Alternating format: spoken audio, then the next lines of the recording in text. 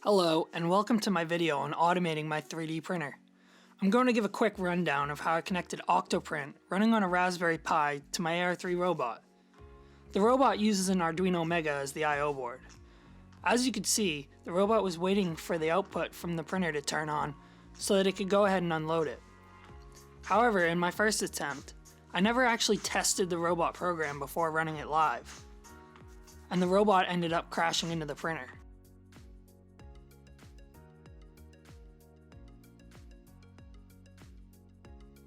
My second attempt went much better. I fixed up the robot program and tested it offline.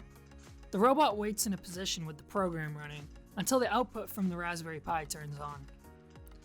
When it sees the output turn on, it knows that the print is done and begins executing the rest of the program.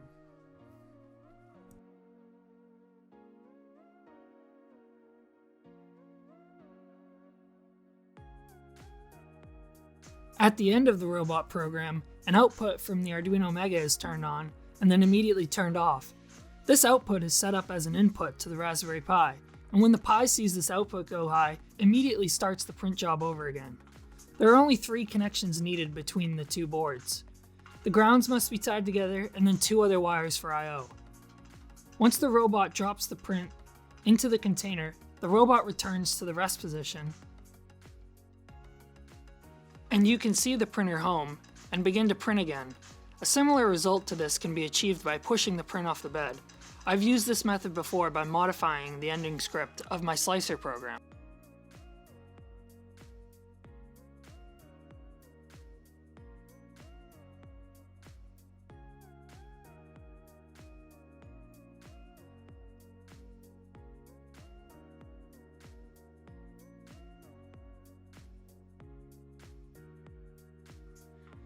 Again, you can see the robot waiting to unload the printer, and then it begins to approach, much more slowly than my first attempt. Once it reaches the position, it clamps on the part. Axis 6 of the robot then rotates positively and negatively to try to break the part free. The next move is a Y move with respect to the printer. I had to add this move because parts were not breaking free without it. Once the robot has the part, it simply drops it into the bucket and the process begins all over again. Here are the Octoprint settings that I used to set up the I/O on the Raspberry Pi. First thing you're going to want to do is navigate to the Plugin Manager, then scroll down to Get More, and search for the Enclosure Plugin. You can see that I already have it installed here. Once it is installed, you're going to want to configure the plugin and set up the I/O that is needed. The output type is going to be regular I/O. The name is going to be output 1, and the pin number is going to be pin 16. Next, we're going to want to configure the input. The name of input 1 is fine. It's going to be a GPIO input, and the action type is going to be printer. The I/O number is going to be pin 23. Select input pull down, and the event trigger will be rise. The printer action will be start print. Next, click on Advanced Options and enable G-code control. Save those settings and then head over to G-code scripts. Before the print job starts, we're going to want to type ENC01S0. This is going to turn off output 1.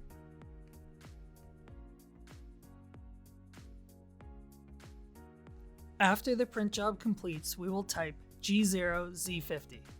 This will move the printer to a height of 50 mm, a safe clearance height in my case. Then type G0Y190. This will move the print bed to a position of 190 mm in the Y-axis. The last step is to type ENC01S1. This will turn on output 1. And those are all the settings you need for Octoprint. Here is the schematic for the wiring required. The black wire connects a ground pin on both boards. The top red wire connects pin 16 of the Pi to pin 44 on the Arduino. The bottom red wire connects pin 23 on the Raspberry Pi to pin 21 on the Arduino. On the AR3's Arduino, pins 0 through 27 are inputs, and pins 28 through 53 are outputs. That's how I chose the pins to use on the Arduino. Thanks for watching.